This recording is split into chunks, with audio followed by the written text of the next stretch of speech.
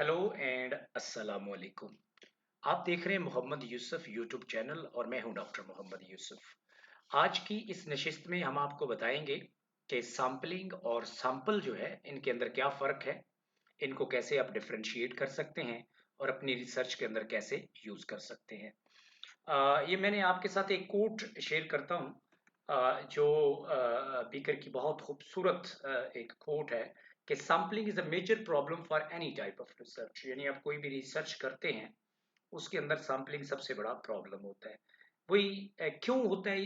We can't study every case of whatever we are interested in. हम जिसको भी study करना चाहते हैं, चाहे वो इंडिविजुअल्स हों, चाहे वो ऑर्गेनाइजेशंस हों, चाहे वो इंस्टीट्यूशंस हों, हम हर केस को स्टडी नहीं कर सकते, सबको स्टडी नहीं कर सकते। नार शुड वी वांट टू, और ना ही हमें ऐसा करना चाहिए। अब इसकी लॉजिक क्या है? इसकी लॉजिक ये है कि इसके लिए रिसोर्सेज चाहिए ज़ाहिर है, तो फिर हम क्या करें? Every scientific enterprise tries to find out something that will apply to everything of a certain kind by studying a few examples.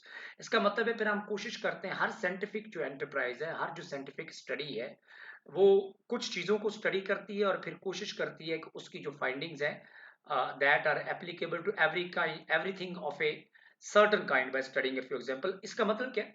The results of this study being as we say are generalizable.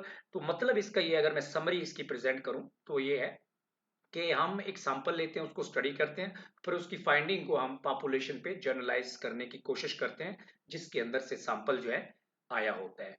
ये बुनियादी तौर पे इसकी logic है। तो that's why जब भी हम स्टडी करते हैं तो हम सेंसेस नहीं करते। सेंसेस का मतलब क्या होता है? सेंसेस का मतलब है कि studying every unit of the population, जबकि सैंपल का मतलब यह है कि we take a certain group of people from the population and then we generalize findings back from sample to the population. So that's the logic behind the sample.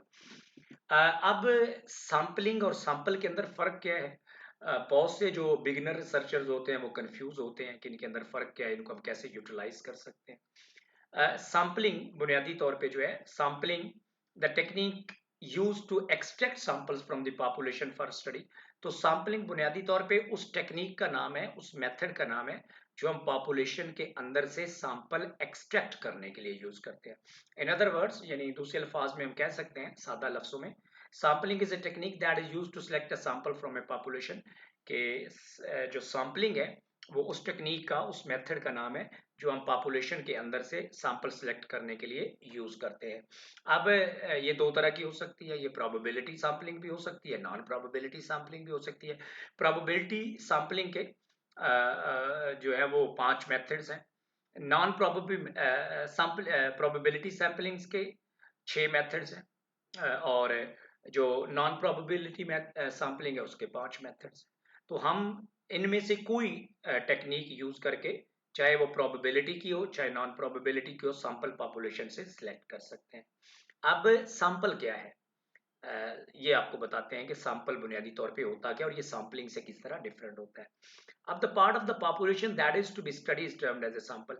हम population के अंदर से जिन लोगों को सिलेक्ट करते हैं और जिन लोगों को स्टडी करना चाहते हैं उसे बुनियादी तौर पे सैंपल कहते हैं।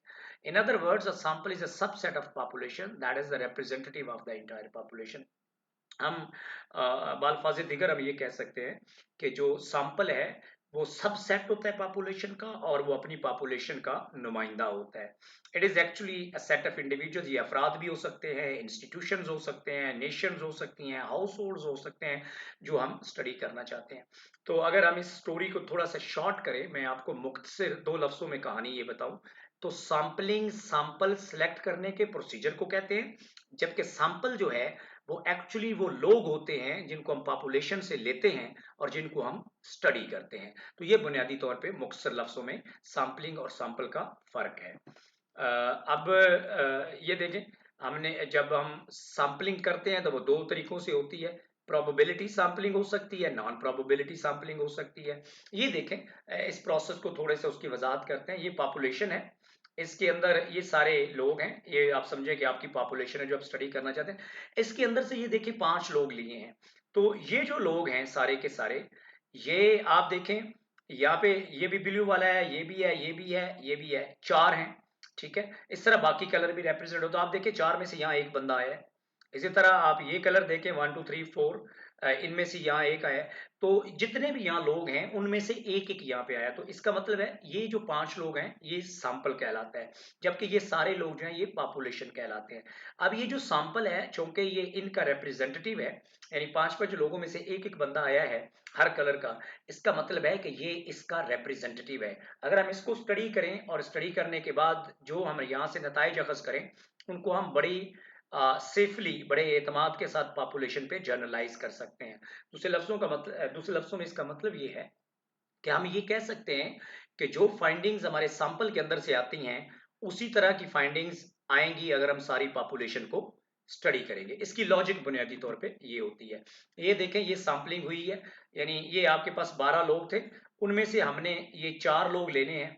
तो ये देखें, यहाँ से हमने 2 ले लिया, यहाँ से 5 ले लिया, यहाँ से 8 ले लिया, यहाँ से 11, तो ये 4 लोग। तो ये सारे लोग आपकी पॉपुलेशन है, और इस पॉपुलेशन से सैंपल लेने के लिए 4 लोगों का जो हमने मेथड यूज किया, उसको हम, जो टेक्निक यूज की उसको हम सैंपलिंग कहते हैं। ये 2 तरह की हो सकती है, प्रोबेबिलिटी भी हो सकती है, नॉन प्रोबेबिलिटी भी हो सकती है। अगले लेक्चर में आप ये भी देखेंगे।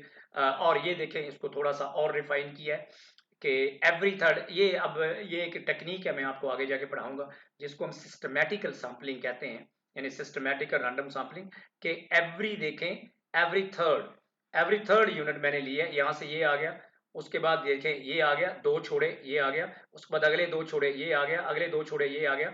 तो ये जो 4 लोग आए हैं इनके अंदर एक पीरियाडिक डिफरेंस है, पीरियाडिकसिटी है, और वो 2 लोगों की, कि हर 2 के बाद तीसरा बंदा जो है मैंने सेलेक्ट किया, ये ज्यादा रिफाइंड सैंपल आएगा।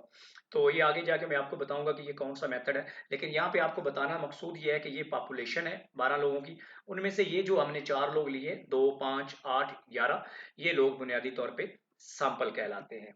तो ये 2 जी बुक्स हैं जिनको मैंने कंसल्ट किया है, tricks of the trade, how to think about your research while you are doing it. Chicago press, university press से ये पब्लिश हुई है, और ये सरांडा कोर्स की जो बुक है, सोशल रिसर्च। ये दोनों बहुत अच्छे टेक्स्ट हैं जो ये बात करते हैं कि रिसर्च जो है बुनियादी तौर पे उसके अंदर हम सैम्पलिंग कैसे करते हैं। और आज के इस लेक्चर में जो मैंने आपको बताया वो 2 चीज़ों के दरमियान फ़र्क बताया कि सैम्पलिंग और सैंपल के दरमियान क्या फ़र्क है। मुझे उम्मीद है इस लेक्चर के नतीजे में आपका ये जो नॉलेज है, ये जो आपकी क्लैरिटी है वो होगी, और आप कभी भी इन दोनों के अंदर इनको कंफ्यूज नहीं करेंगे, आपको कंफ्यूजन नहीं होगी, आपको एम्बिग्युइटी नहीं होगी कि सैंपल क्या है, सैम्पलिंग क्या है। Keep watching